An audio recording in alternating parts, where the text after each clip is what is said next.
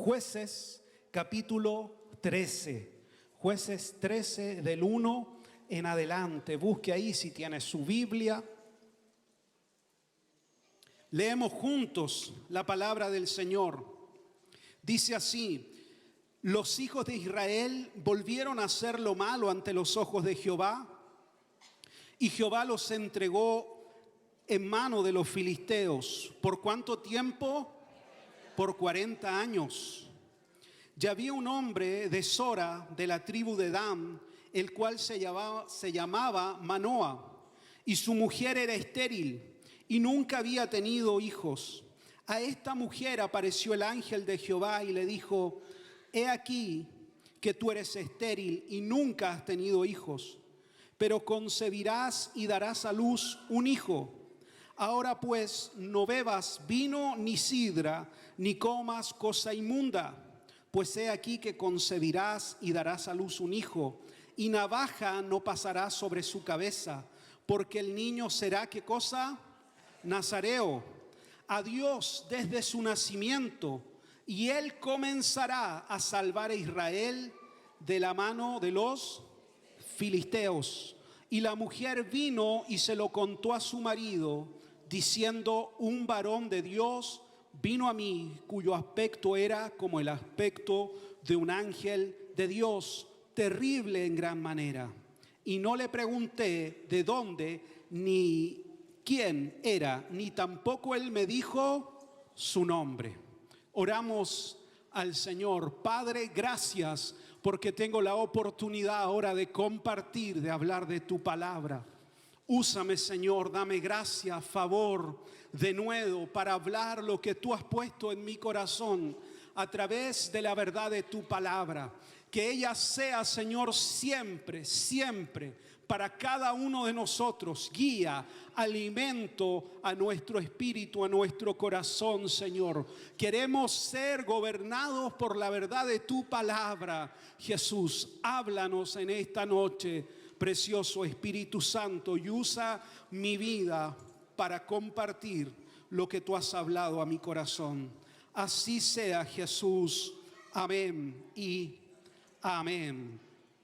Quisiera comenzar hablando de algo que en alguna predicación usé, pero que refleja un poco lo que Dios hizo con la vida de Sansón. Hace un tiempo atrás prediqué y usé una ilustración que me fascinó cuando la escuché, y era precisamente de un pequeño que estaba dibujando en una escuela dominical, porque el maestro les había enseñado acerca de Sansón, de lo fuerte que él era, de la capacidad que tenía sobrenaturalmente dada por Dios para matar filisteos, destrozar leones y romper toda atadura o cadena. Y cada niño empezó a dibujar a Sansón, y el maestro, al terminar la clase, revisó los dibujos, y al mirar los dibujos se encontró con uno que era muy particular, porque todos dibujaron a Sansón con grandes músculos, sí, poderoso, lleno de vigor, de fuerza, destrozando todo. Pero uno de los niños dibujó a un Sansón muy normal, un hombre muy común, muy corriente, sin grandes músculos, pero que aún así derrotaba así leones y destrozaba todo. Entonces el maestro, como le llamó tanto la atención, se acercó al niño y le preguntó por qué había dibujado de esa forma a Sansón. Y el niño le contestó: porque usted nos enseñó que Sansón vencía a los filisteos no por su propia fuerza, sino porque era Dios el que le daba la fuerza. Entonces yo no dibujé un Sansón musculoso, porque si fuera musculoso, la gloria se la llevaría a Sansón, y la gloria es del Señor, no del hombre. Eso fue lo que usted nos enseñó. Y lo cierto es que esa imaginación de un niño, que de solo él puede crear algo así, refleja muy bien lo que hemos estado estudiando a lo largo de todos estos días viernes. Y es que cada juez era un hombre común en su tiempo, pero era la gracia del Señor cuando venía sobre él lo que lo capacitaba para hacer proezas en el nombre del Señor. El problema era que cada juez en su momento se fue olvidando de este principio. Y eso es lo que no nos puede pasar a ninguno de nosotros. Si algo alcanzamos en el Señor, si algo logramos hacer para Dios, sea en el ámbito de lo espiritual, en el templo, seamos usados por el Señor, o fuera de acá, en lo secular, por decirlo de algún modo, todo es por la gracia soberana de Dios sobre nuestras vidas. No podemos olvidar jamás este principio. Todo lo que soy y todo lo que puedo llegar a ser es solo por la gracia y el poder de Dios sobre mi vida. Amén. ¿Usted lo cree? Dele un aplauso ahí al Señor.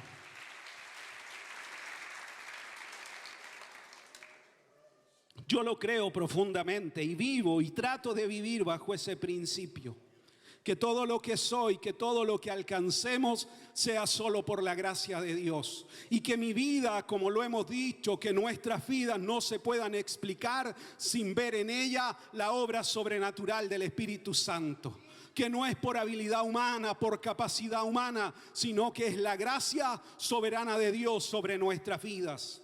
Como lo leímos juntos, han pasado 40 años. 40 años habla de prueba, de transformación, pero en vez de ser el pueblo transformado para algo mejor, ha ido decayendo espiritualmente cada vez más profundo, más abajo. Lo estudiamos el viernes pasado con Jefté. Han pasado 40 años. 40 años nos habla de toda una generación. 40 años estuvo el pueblo peregrinando, por el desierto. Tuvo que morir toda una generación para que naciera una nueva que creyera a la verdad de Dios y pudieran conquistar la tierra. 40 años han pasado, es toda una generación, y cada vez hay menos vestigios de que el pueblo busque a Dios y se arrepienta de sus caminos. ¿Por qué llegamos a esta conclusión? Porque es la primera vez que Dios se aparece a una mujer estéril y le hace la promesa de que de ella va a nacer un hijo y traerá salvación a Israel. Pero lo que no vemos, como lo hemos visto en los anteriores relatos, el pueblo no ora pidiendo un salvador. No ora pidiendo que alguien venga a rescatarlos de la opresión de los filisteos. Los filisteos no eran un pueblo común, eran un pueblo militarizado, fuerte, guerrero. El pueblo ya está totalmente subyugado y ya no cree que sea posible ser liberado de esta opresión. Por lo tanto, ya no claman a Dios, sino que es Dios el que decide intervenir y en pura gracia y en pura misericordia enviarles un Salvador. Amén. ¿Acaso eso no es el Evangelio? ¿No es Dios moviéndose y enviándonos un Salvador? Cuando cada uno de nosotros estábamos ocupados en nuestros propios quehaceres, en nuestros propios deleites, cada uno desviado en lo suyo, buscando lo temporal, como dice el apóstol Pablo. No hay un justo, ni siquiera uno, no hay nadie que haga lo bueno. En medio de aquello, Dios en su infinita gracia y misericordia decide enviarnos un Salvador, que es Cristo nuestro Señor. Y es Él el que sale a nuestro encuentro y viene a cambiar y a transformar nuestras vidas. Es el Señor el que ha decidido salvarnos y darnos este Salvador eterno, que es Cristo nuestro Señor. Eso es el Evangelio. Son buenas noticias para los que estábamos esclavizados, muertos en delitos y pecados. Son buenas noticias porque ha llegado un Salvador. Ha llegado alguien que puede venir a transformar nuestro lamento en baile. Eso es el Evangelio. Son buenas noticias de liberación del pecado, de la esclavitud, del yugo que nos tenía oprimidos y no sabíamos cómo encontrar un sentido nuevo a nuestra vida. Pero descendió Cristo y vino a hacernos verdaderamente libres. Dele un aplauso al Señor.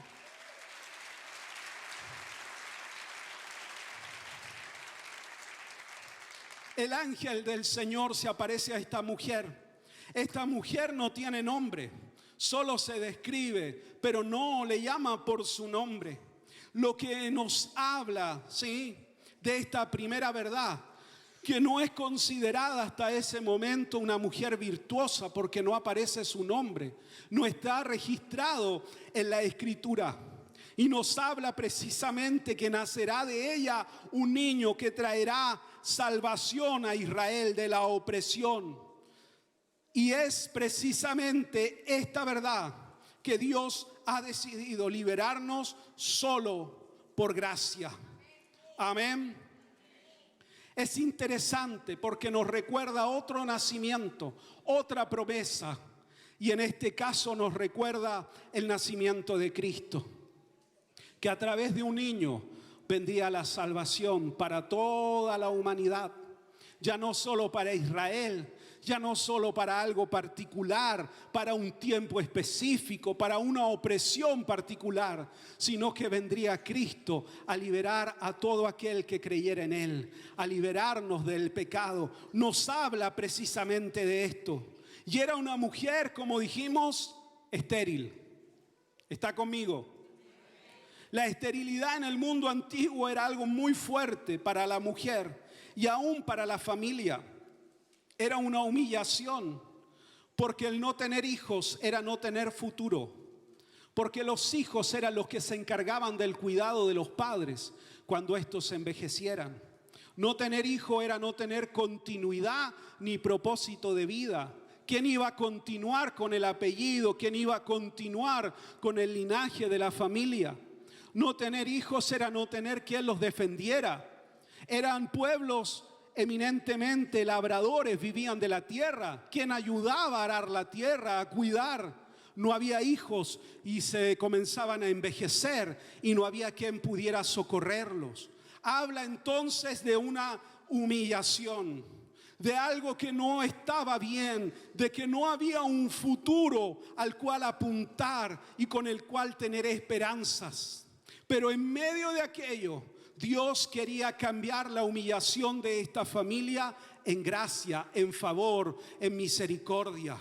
Cuando llega el evangelio a una casa, viene a cambiar y a transformar la historia de esa familia, de esa generación, de sus descendientes. Por pura gracia, el Señor viene y nos visita y transforma nuestra historia de vida. Y no solo la nuestra, aún de nuestros descendientes, aún de quienes saldrán de nuestros lomos. Dios viene a cambiar y a transformar todo por pura gracia y por puro amor. Dios se manifiesta a esta mujer estéril y le dice: voy a cambiar tu humillación y ahora vas a poder disfrutar, porque muchos se gozarán con el hijo que yo te he de dar. Eso es la gracia del evangelio sobre nuestras vidas. Es interesante, como dije, que no aparece el nombre de esta mujer.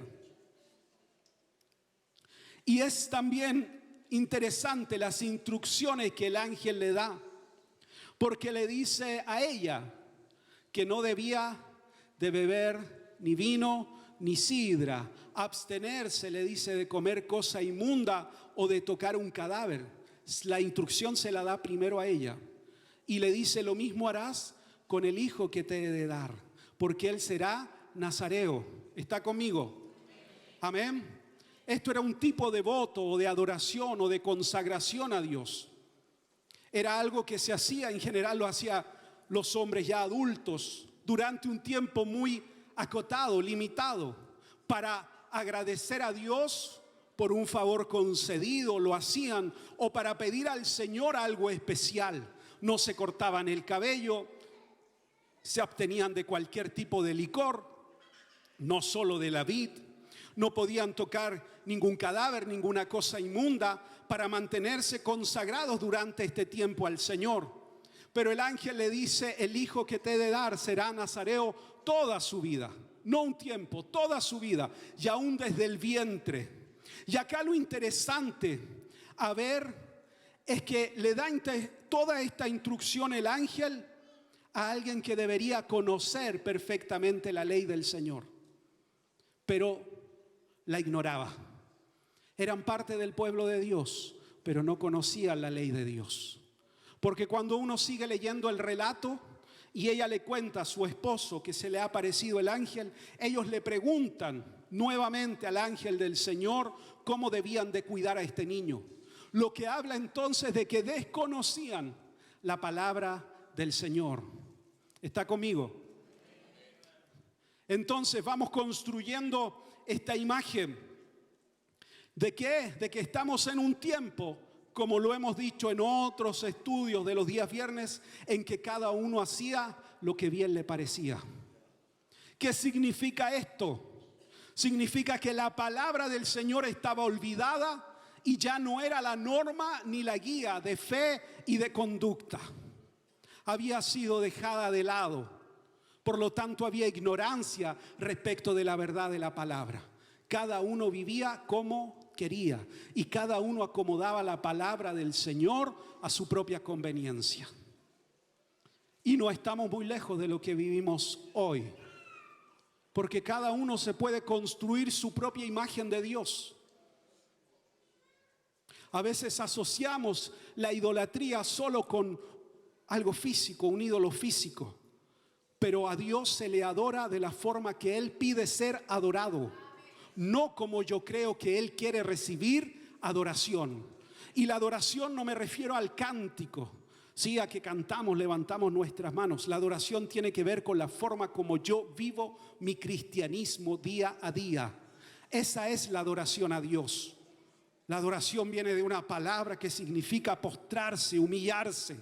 Vivir humillado, postrado delante del Señor, vivir sujetando mi voluntad a la voluntad de Dios. Eso es la verdadera adoración. Está lejos de estos momentos llenos de música, que los amamos, los disfrutamos. Tiene que ver con el día a día, ahí cuando las cosas no son fáciles, cuando hay decisiones difíciles que traerán consecuencias a mi vida, pero yo rindo mi voluntad a la voluntad de Dios y confío que Él hará y conoce lo mejor para mi vida.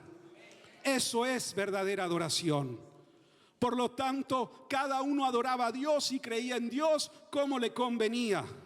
Y a veces vivimos parecido en este tiempo. Hay gente que dice, hay cosas que la Escritura enseña que ya son muy antiguas, ya no se pueden poner en práctica, están dejadas de lado. Hoy hay una modernidad, no podemos enseñar esto porque si lo enseñamos las iglesias quedarán vacías y vamos transando la verdad de la palabra por lo que nosotros creemos que la gente necesita oír. Lo que la gente necesita oír es la verdad de la palabra, tal cual ella es enseñada.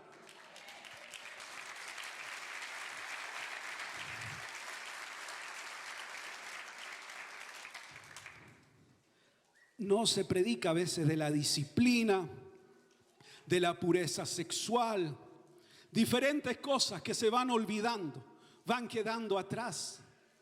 No hablemos de esos temas, ya no se practica.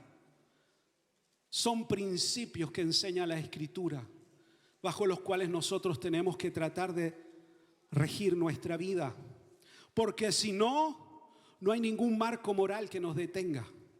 Todo se vuelve relativo y podemos justificar cualquier acción. Si no es la Escritura, nuestro marco de vida, cualquier cosa la podemos relativizar y ya nada está malo. Entonces caemos en una liviandad moral de la cual no hay freno, porque cada uno va acomodando a Dios como cree que Él es. Nos construimos nuestros propios dioses y no adoramos al Dios verdadero. ¿Está conmigo? Entonces cada uno hacía lo que bien le parecía. Y eso es precisamente lo que refleja este relato. Porque desconocían totalmente cómo era el voto que debían de cuidar. La mujer entonces, instruida por el ángel, y le cuenta a su esposo. Cuando uno sigue leyendo el relato, él le dice, yo quiero también ver al varón de Dios. Va y le pide a Dios que el varón los vuelva a visitar. El varón efectivamente, el ángel del Señor, vuelve a visitarlos. Y ahí ellos traen un sacrificio, un holocausto. Él asciende al cielo en medio de este sacrificio y Manoa piensa que va a morir porque ha visto al Señor. Y acá vemos un cambio en esta mujer. Hay una fe que comienza a nacer, porque ella le dice: no moriremos, porque si el Señor quisiera quitarnos la vida, ya lo hubiera hecho. No vamos a morir, sino que se va a cumplir todo lo que el Señor nos ha prometido. Ahí hay un cambio, hay algo que comenzó a transformarse en la vida de esta mujer. Y al igual que nosotros, cuando creemos en el Evangelio, el Señor comienza a producir un cambio en nuestras vidas, un cambio en la mirada de las cosas, de la realidad que nos comienza a rodear. Cuando el Evangelio llega a la vida de un hombre, de una mujer, comenzamos a ver las cosas de un modo diferente, distinto. Hay un proceso de conversión que el Espíritu Santo comienza a trabajar en cada uno de nosotros. Lo mismo ocurre en esta mujer. Responde llena de fe y de esperanza en lo que Dios les había prometido. Recordemos que hay otras mujeres estériles que no respondieron de la misma forma. Sara se rió cuando el Señor le dijo que iba a tener un hijo. Elizabeth y Zacarías dudaron de lo que el Señor les había hablado. Solo otra mujer respondió con gracia frente a lo que Dios le estaba hablando. ¿Quién fue esa mujer? María. Hágase conmigo como tú has dicho. Rindió su voluntad a la voluntad de Dios. Por lo tanto, podemos ver cómo empieza una transformación en la vida de esta mujer. ¿Qué es lo que el Evangelio debe de producir en cada uno de nosotros? Pero aún hay partes del corazón de esta familia que no han sido totalmente transformadas por Dios. ¿Cómo lo sabemos? Porque el capítulo 1 concluye con el nombre de Sansón. Y el nombre Sansón es hijo del sol o dedicado al sol. Por lo tanto, su nombre no era un nombre hebreo, era un nombre pagano. Aún hay mixturas, aún hay cosas que no han sido del todo rendidas a Dios. Y cada vez que nosotros no dejamos que el Evangelio entre a lo más profundo de nuestro corazón y no rendimos todo lo que somos al Señor, hay partes de nuestro corazón que nos traicionarán en nuestras decisiones y eso traerá consecuencias. Debemos de abrir completamente nuestro corazón al Señor, para que Él entre en lo más profundo y sea Él el que guíe y gobierne completamente la historia de nuestras vidas. Toda área de nuestro corazón debe ser transformada por el poder del Espíritu Santo. No podemos reservarnos nada. Usted no haga una separación. Esto es espiritual, esto es natural. No, todo lo que yo soy, todo lo que tengo, todo lo que el Señor me ha dado, todos mis sueños están rendidos a la voluntad de Dios. Porque si algo queda, eso al paso de los años puede traer consecuencias espirituales a mi vida y a la vida de mi familia. Porque pasarán los años, eso lo vamos a ver en el otro capítulo, y habrá consecuencias por el actuar de los padres sobre la vida de Sansón.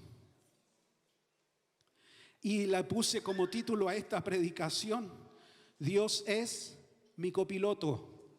Usted ha visto ese, ¿cómo se llama? Sticker, pegatina, no sé, que dice Dios es mi copiloto. ¿Sí o no? ¿Lo ha visto o no? Sí, así le puse como título a este mensaje. Dios es mi copiloto. Si Dios es mi copiloto, algo está mal. Porque hay alguien que está sentado en el asiento equivocado. Porque Dios no puede ser mi copiloto. Dios tiene que ser quien guía mi vida. No puedo yo llevarlo hacia mi destino. Él me tiene que llevar al destino que quiere para mi vida.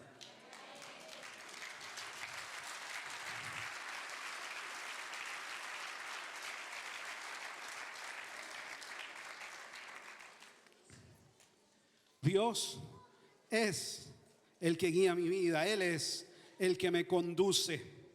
Por lo tanto, donde Él va, yo voy.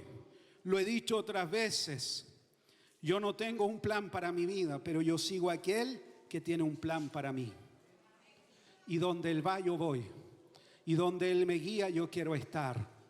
Y aunque eso sea difícil, duro de pronto, pero Señor, donde tú me lleves, yo voy a ir. Porque prefiero estar contigo, Jesús, que rodeado de diferentes gracias y favores. Yo quiero estar donde tú estás y donde tú tienes lo mejor para mí. Quiero cerrar con esto. Sansón y Jesús tienen similitudes en su nacimiento. Ambos fueron prometidos, ambos nacieron por un milagro. Sansón trajo alegría a sus padres, era una mujer estéril. Todos se deben haber gozado cuando anunciaron que estaba embarazada. Usted sabe, un nacimiento de un hijo es una alegría. Hay gozo, más aún cuando una mujer era estéril en el mundo antiguo. Cristo, por el contrario, trajo deshonra a sus padres, porque la gente pensaba que había sido concebido fuera de su matrimonio. Cristo nació bajo humillación, porque Él cargó en sí mismo nuestra vergüenza. Nuestra vergüenza fue sobre Él. Él se humilló por amor a cada uno de nosotros. Voluntariamente se sometió a esta humillación. Sansón desarrolló su vida usando el poder de Dios, pero para su propio deleite. Cristo, en cambio, vino a servir a su generación y a cada uno de nosotros que hoy estamos acá. Dio su vida por amor a cada uno de nosotros. Sansón tuvo un voto nazareo y eso tenía honra, gloria entre los hombres. Cristo, por el contrario, era nazareno de un lugar marginado. Era en el fondo un marginado social por el lugar que provenía. Seguía bajo humillación por amor a cada uno de los que hoy estamos acá. El poder de Jesús no residía en su fuerza, residía en que el Espíritu de Dios estaba sobre su vida. Y a diferencia de Sansón, no buscó lo suyo propio ni su deleite personal, buscó siempre hacer la voluntad de su Padre. Jesús nos muestra el verdadero camino como el mayor juez. ¿Cuál es el verdadero camino que debemos de seguir? La obediencia al Padre, someter nuestra voluntad a la voluntad de Dios. Jesús abrió este camino para cada uno de nosotros. Lo que pide de nosotros es una fe absoluta en Él y obediencia total a su palabra. Si caminamos bajo estos preceptos, el Señor estará con nosotros siempre, todos los días de nuestra vida. Si yo me someto a su voluntad, si yo tengo una fe plena en Él, yo obedezco a su palabra, estaré confiado, aún en el día de la prueba y de la aflicción, porque he hecho de Él el centro de mi vida. He construido mi vida, mi casa, sobre la roca que es Cristo. Por lo tanto, estaré como león confiado cuando venga el tiempo de las malas noticias. Así lo dice Proverbio. Cuando llegue el día de la angustia, de la prueba, estaré como león confiado, porque he hecho de Jesús el centro de mi vida. He seguido los pasos de mi Maestro. Me he entregado con todo mi corazón a la verdad de Dios. He sido obediente a la verdad de su palabra, y toda mi fe y mi voluntad está puesta solo en el Señor. He seguido los pasos de Cristo. He tratado de imitar al Señor, aunque cueste, aunque duela, aunque de pronto sea difícil para mí y de explicar para otros, pero he seguido a Cristo. Por eso estoy confiado, porque he puesto todo lo que soy en el Señor. Y cuando uno confía en el Señor, jamás será ni avergonzado ni defraudado.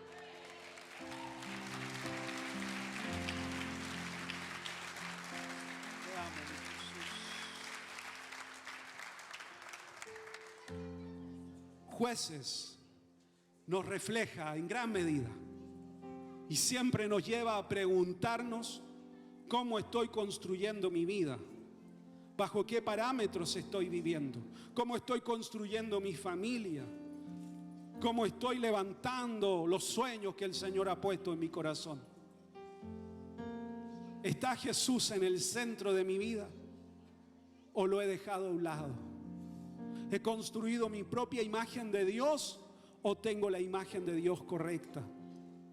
¿He acomodado su verdad porque me duele, me incomoda, o me quiero someter a la verdad de Dios?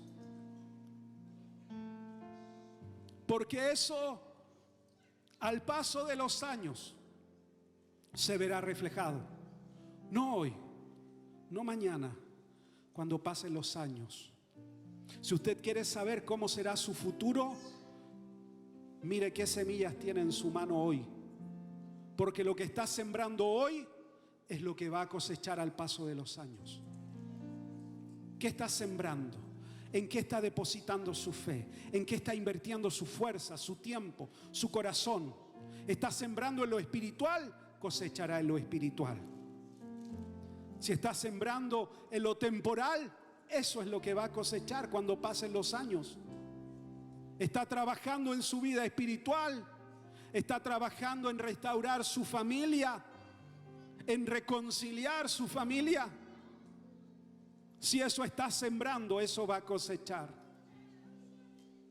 ¿Qué tiene en sus manos hoy? ¿Qué semillas tiene? Porque eso va a ser el árbol del cual va a comer al paso de los años. No deje ningún área sin rendir a Dios, porque Dios en su gracia se manifiesta y nos da promesas y nos da regalos. Por pura gracia y por pura misericordia nos da cosas que ni siquiera soñamos a veces que podíamos alcanzar en el Señor. ¿Cómo las vamos a administrar? ¿Cómo vamos a lograr administrar lo que el Señor nos está dando? Que pasen los años y usted pueda tener en ellos contentamiento, gozo, alegría, porque ha seguido al Señor siempre. Aunque sea difícil, aunque cueste y aunque nos equivoquemos. Si me equivoco, me arrepiento delante del Señor. 7 veces cae el justo y el Señor lo levanta. Amén. Póngase de pie.